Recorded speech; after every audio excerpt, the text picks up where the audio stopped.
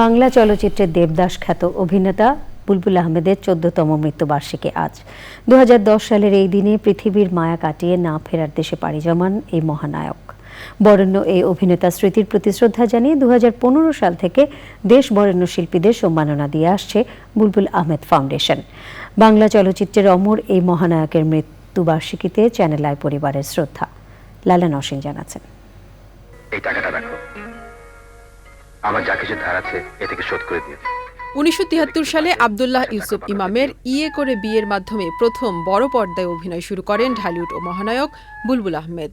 পরের বছর আব্দুল্লাহ আল মামুনের অঙ্গীকার, দুটি সিনেমাই সুপারহিট হলেও বুলবুল আহমেদ ঢাকাই সিনেমার দর্শকদের কাছে চিরস্মরণীয় হয়ে আছেন শরৎচন্দ্র চট্টোপাধ্যায়ের অমর সৃষ্টি দেবদাসে অভিনয় করে। তুমি বলে ডাকলে বড় মধুর লাগে।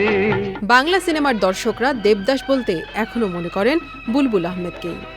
আমার দুটি চোখ পাথর তো নয়, তবু কেন খয়ে খয়ে যায়। এছাড়াও শ্রীকান্ত, মহানায়ক, সীমানা পেরিয়ে, সূর্যকন্যার মতো কালজয়ী সিনেমাগুলোতে বুলবুল আহমেদ নিজেকে প্রতিষ্ঠিত করেন অনন্য উচ্চতায়। অভিনয়ের পাশাপাশি পরিচালক হিসেবেও সফলতা অর্জন করেন তিনি। তার পরিচালিত ওয়াদা, মহানায়ক, ভালো মানুষ, রাজলক্ষ্মী, শ্রীকান্ত, আকর্ষণ, গরম হাওয়া, কত যে আপন সিনেমাগুলো আলোচিত হয়েছে। অভিনেতা হিসেবে 4 বার জাতীয় চলচ্চিত্র পুরস্কারে ভূষিত হয়েছেন বুলবুল আহমেদ। বুলবুল আহমেদের জন্ম ১৯৪১ সালে পুরান ঢাকায়। ঢাকা বিশ্ববিদ্যালয় থেকে পড়াশোনার পাঠ চুকিয়ে ব্যাংক কর্মকর্তা হিসেবে কর্মজীবন শুরু করলেও তার ঠিকানা হয়ে যায় দেশের রূপালী পর্দা।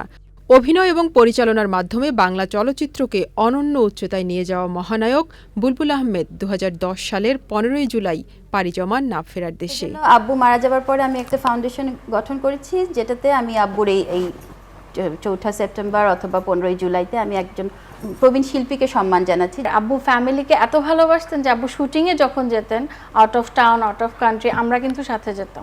এবছর বুলবুল আহমেদ স্মৃতির সম্মাননা ২০২৪ পাচ্ছেন বরেণ্য সুরকার ও সঙ্গীত পরিচালক শেখ সাদী খান। লালা নওশীন, চ্যানেল আই, ঢাকা।